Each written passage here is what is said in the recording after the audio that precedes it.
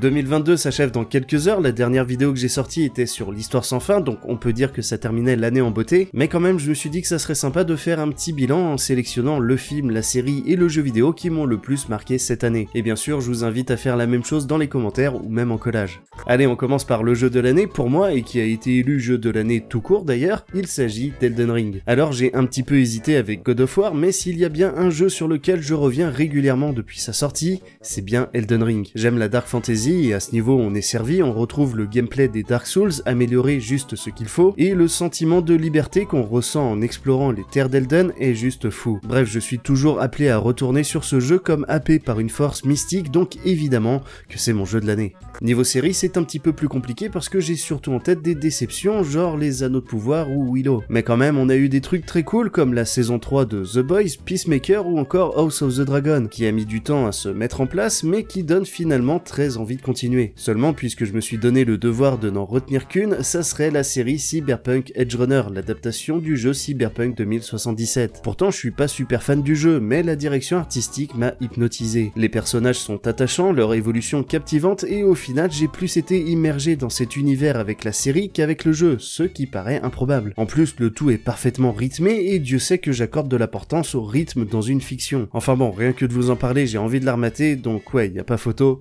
c'est ma série de l'année. Alors pour finir, il est temps de passer à mon film de l'année, et vous vous en doutez, ça n'a pas été évident de n'en choisir qu'un. Et oui, parce qu'on a quand même eu des pépites en 2022, de 3000 ans à t'attendre à The Northman en passant par Nope ou encore The Batman. Mais finalement, et vous allez peut-être dire que c'est trop facile, mais il n'y a qu'un seul film qui m'a donné envie de retourner le voir au cinéma, et c'est Avatar 2. Pour moi, il a surpassé le premier opus, techniquement déjà, ça c'est une évidence, mais au-delà de ça, l'univers de la saga s'est enrichi d'un coup, le tout en restant cohérent. C'est totalement immersif, et pour moi, James Cameron a réussi de nouveau ce qu'il avait fait avec Terminator, à savoir nous sortir un film culte et faire une suite qui le surpasse. Alors ok, le scénario est basique, mais il est cohérent et efficace, ce qui est quand même le plus important. Donc ouais, j'ai bien réfléchi, et c'est donc pour moi le film de l'année. Bon, quand même, petit bonus avant de se quitter avec ma lecture de 2022, parce que oui, ça m'arrive de lâcher les écrans. Et cette année, je me suis enfin replongé sérieusement dans la saga Berserk, parce que j'avais commencé quand je guérissais du cancer, mais j'avais un petit peu lâché à la fin de mes chimios, parce qu'inconsciemment, c'est bête, mais j'associais Berserk au traitement, et ça me rendait un petit peu malade. Mais bon, comme le tome 41, le premier depuis le décès de son créateur Kentaro Miura, est sorti fin 2021, et oui, du coup, je triche un petit peu,